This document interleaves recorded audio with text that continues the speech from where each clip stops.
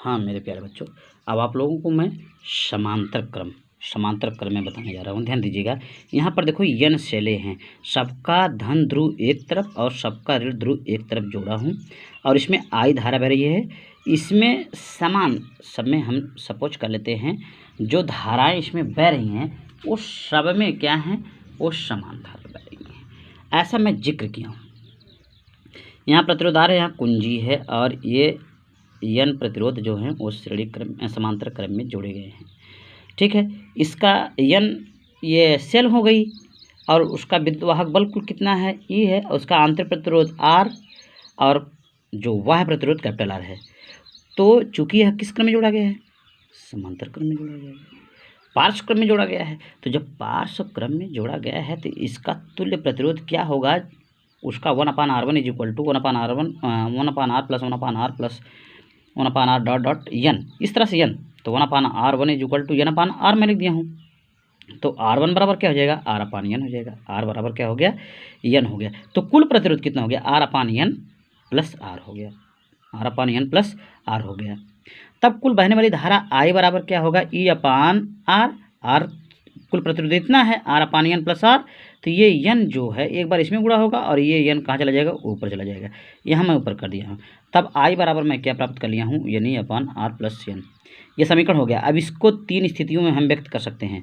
यहाँ देख सकते हैं, एक बार R is less than capital R के, और एक बार R is greater than capital R के, और एक तीसरी स्थिति है। ये दो स्थिति आप प्राप्त करेंगे। एक तीसरी स्थिति है, हम सपोज कर लेते हैं कि तीसरी स्थिति में इसके विद्युत वाहक बल भिन्न भिन्न, इसके विद्युत वाहक बल क्या हैं, भिन्न भिन्न, और इसके आंतरिक प्रतिरोध जो हैं वो भी भिन्न भिन्न है, R1 R2 R3।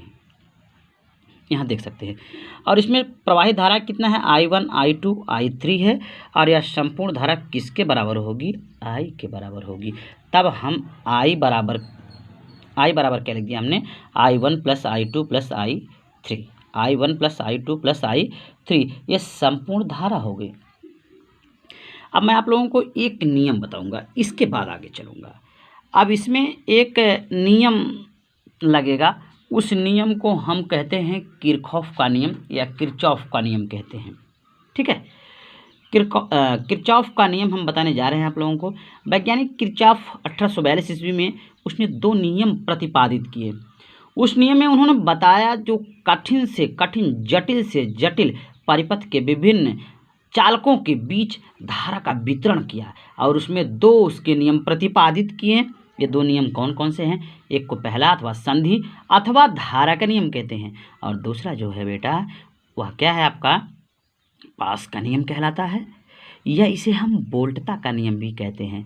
दूसरा जो नियम है वो ऊर्जा संरक्षण का नियम कहलाता है, लेकिन जो पहला नियम है वो आवेश संरक्षण है। पहला आवेश और दूसरा किसका संरक्षण है, ऊर्जा का। तो इन नियमों को पहले जान लेते हैं।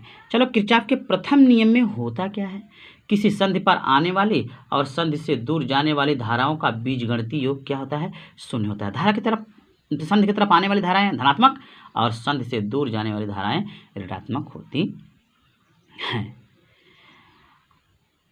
अब हमने बताया कि पहले नियम को धारा का नियम भी कहते हैं, और उसको और क्या कहते हैं, आवेश का संरक्षण इसमें व्यक्त करता है।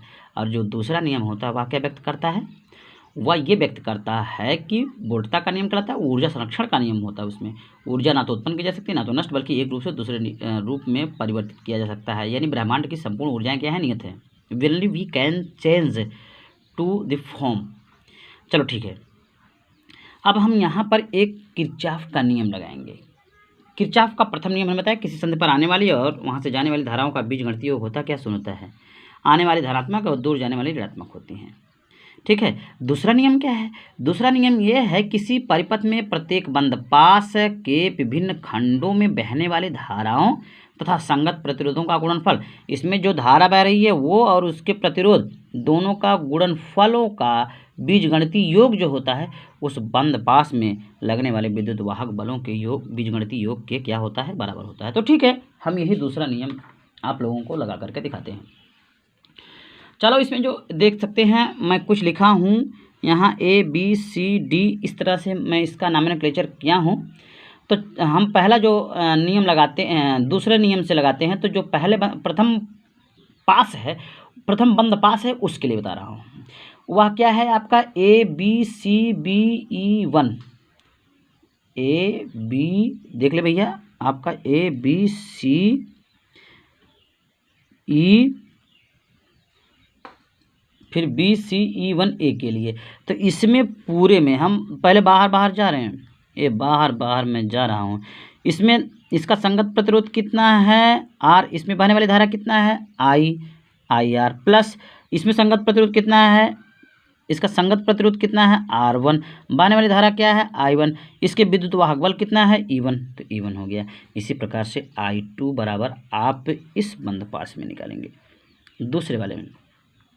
फिर इसी प्रकार से इस तीसरे बंद पास में निकालेंगे, पहला पूरा, दूसरा ए, तीसरा ए, तीनों बंद पास में निकाल करके अब उसको हम I1 I2 I3 के पदों में लिख करके अब इसी पर व्यवस्थित करेंगे। I1 plus I2 plus I3 पर रख देंगे, I बराबर I1 plus I2 plus I3 पर हम इसको क्या करेंगे रख देंगे।